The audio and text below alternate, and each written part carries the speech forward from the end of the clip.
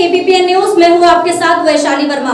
आइए रुक करते हैं आज की बड़ी खबरों की ओर। उत्तर प्रदेश के बुलंदशहर में खाकी ने साइबर ठगों को मात दी है। दरअसल यहां साइबर क्राइम सेल ने 3 महीने में 22 लोगों से की गई 8,81,000 रुपए की ऑनलाइन ठगी करने वाले ठगों से पीड़ितों की रकम उनके खातों में वापस कराई है। ठगी की रकम वापस मिलने पर पीड़ितों ने एसएसपी समेत साइबर सेल प्रभारी का सम्मान किया। बुलंदशहर के एसएसपी की माने तो ऑनलाइन ठगी का शिकार पीड़ित व्यक्ति अगर 72 घंटे में ठगी की सूचना पुलिस को देते हैं तो ठगी की गई रकम वापस मिलने की संभावना बनी रहती है। उन्होंने उपभोक्ताओं से ऑनलाइन ठगों के जाल से बचने की भी अपील की है। बुलंदशहर के एसएसपी का दावा है कि पिछले 3 महीने में बुलंदशहर में 22 लोगों से तरह तरह के फोन कर ऑनलाइन ठगों ने 8,81,000 रुपए की रकम ठग ली थी, जिसकी सूचना तत्काल मिलने पर बुलंदशहर के साइबर सेल ने प्रयास कर उनका पता लगाया, जिससे उनके खातों से ठगी की गई हुई रकम पीड़ितों के खाते में वापस कराई गई है। ठगी का शिकार हुए 22 लोग अब बुलंदशहर पुलिस का शुक्रिया तो अदा कर ही रहे हैं, साथ ही लोगों ने ऑनलाइन ठगों की जाल में न आने की अपील भी की। बुलंदशहर से केपीपीएन न्यूज संवाददाता नवीन शर्मा। क्या नाम है आपका? गोपाल शर्मा।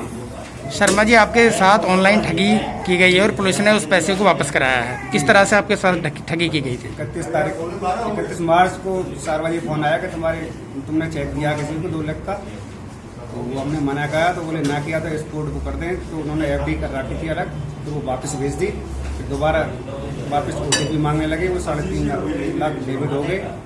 तुरंत हम उनको ओटीपी नहीं दी, साइबर सेल पहुंचे, वहाँ जाकर खाते बंद करा दिए। 2 तारीख को पैसा वापस आ गया 3.5 लाख।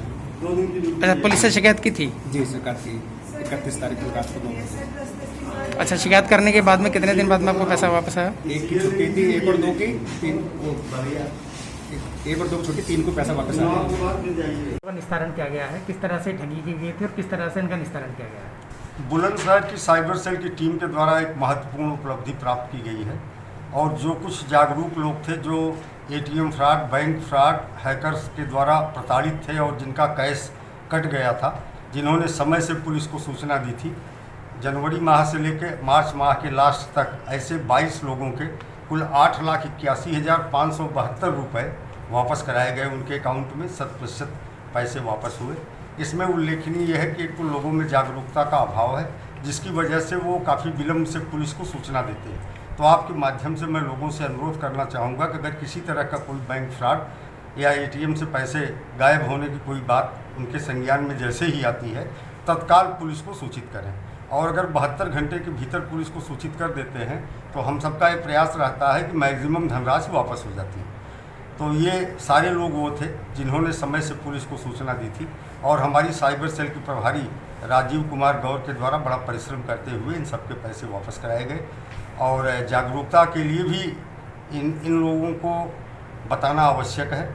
और ये जो भी लोग हैं, इनसे मेरा अनुरोध है कि भी अपने आसपास के कुछ लोगों को जागरूक करें और कभी भी कोई ओटीपी या इस तरह की सूचना अगर किसी हैकर के द्वारा या फ्रॉड के द्वारा मांगी जाती है तो कस्टमर फ़ोन पे उपलब्ध न कराएं। यहाँ ये भी उल्लेखनीय है, कई प्रकरण ऐसे आए जिसमें गूगल के माध्यम से लोगों ने हेल्पलाइन के नंबर की तलाश की। वो सारे नंबर हैकर्स द्वारा गूगल पे डाल रखे गए हैं और जैसे ही ये उस नंबर पे कॉल करते हैं फिर इनके साथ फ्रॉड हो जाता है। तो लोग जो है जो वास्तव में बैंकों के टोल फ्री नंबर हैं उन्हीं पे फ़ोन करें। हैकर्स के द्वारा जो गूगल पे नंबर डाल रखे गए हैं उनसे बचें। इसमें सर कई मामले ऐसे भी सामने आए हैं, पहले फ्रॉड कर लिया गया, फिर फ्रॉड की रकम उपभोक्ता के खाते में ट्रांसफ़र कर दी गई और उसके बाद में फिर फ्रॉड कर दिया गया। तो इस पर क्या कहना चाहते हैं? मेरा कहना ये है कि कई बार विश्वास अर्जित करने के लिए हैकर्स जो है पैसा इनका काटते हैं।